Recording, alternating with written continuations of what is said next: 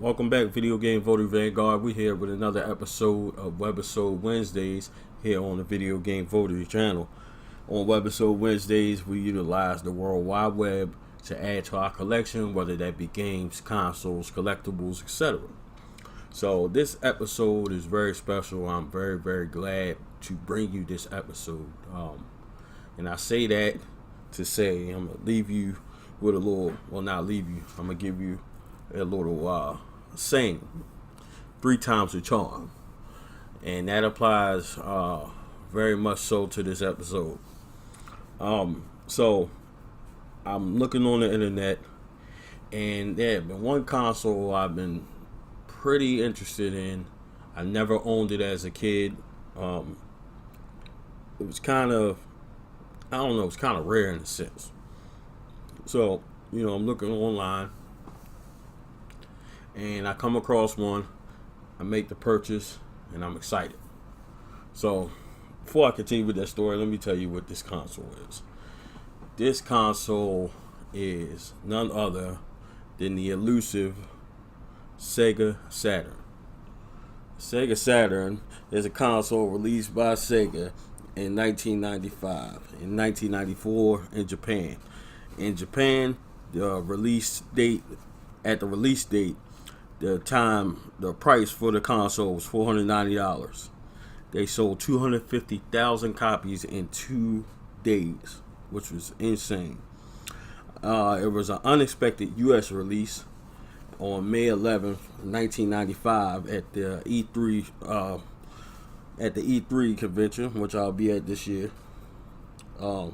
But unfortunately, between the release date of May 11th, 1995 and September 2nd, 1995, there was only about 2 more games released.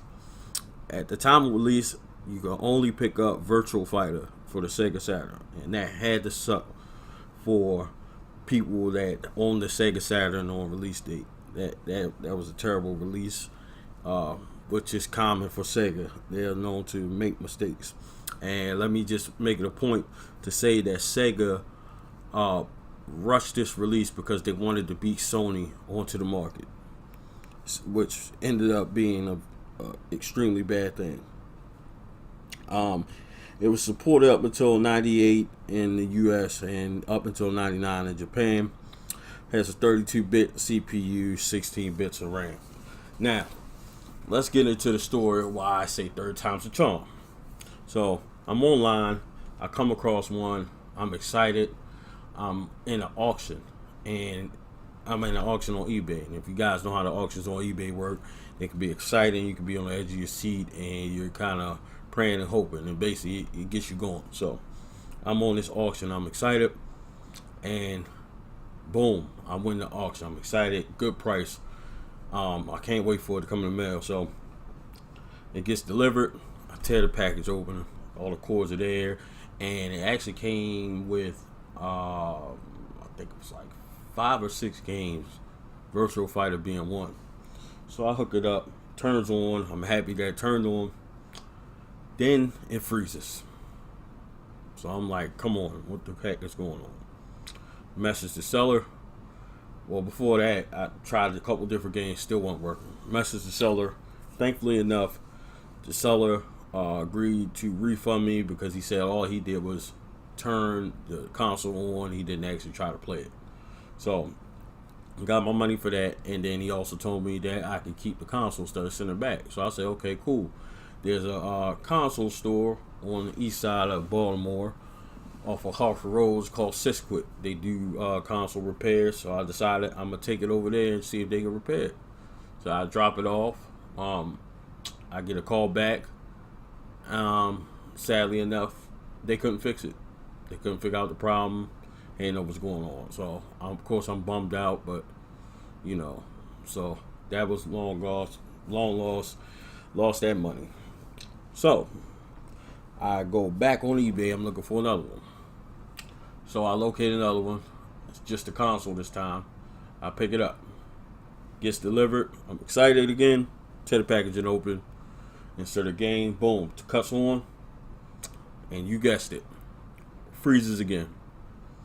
So now I'm just blown. I'm just let down. email a guy on eBay again and say, hey man, it's not working. Once again, the seller, thankfully enough, was able to refund me. I was happy about that. So I decided, apparently there were 2 different models of the Saturn. So I said I was going to look for another one. Now, and I said if I couldn't find Model 2, then I was going to go with an import. I tried to stay with US so I can get US games. But I said if I can't find the second model, then I'm going to go for an import model. So, back on eBay, decent price. I see one console only. Hit the button. I ordered. Gets delivered. Hook everything up. Throw a game in. And to my surprise, this baby works. And I'm just happy as could be. I cut on a couple of games. I forgot which game I played first. I know I got a Madden game. I think Cruising USA or some racing game. I can't remember what the game is, but I got quite a bit of games on there. I mean, not quite a bit, but maybe 4 or 5. So I was just excited to just be playing those games, and you're going to be seeing the footage as we're speaking. I was just so happy, and that's why I say third time's a charm. So now I got 3 Saturn consoles sitting here. One is operational. I haven't decided what I'm going to do with the other 2. I'll probably put them for sale as is. Maybe someone needs parts off of it, case or whatever the case may be. But yeah, the Sega Saturn was definitely elusive. It seemed like it was a letdown. It was definitely more popular in Japan than it was here in the States. And it just seems like that's always the case to an extent, because they know normally overseas they get more support than what we get over here. And that's probably because they support the product a little more than what they do over here.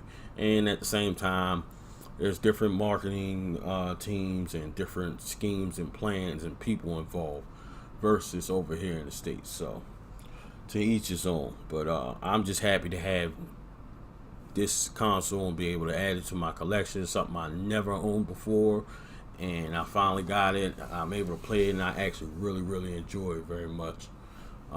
And I can't wait to get some more games for it. So down in the comment section, leave your thoughts on the Sega Saturn. How do you feel about it? Have you ever even played it? Have you seen one in person? What are your thoughts on it? Leave it down there in the comment section. Hit that like button. Don't forget, guys, please subscribe to the channel if you haven't. Hit that like button. Turn on the notifications. Tell your friends about it.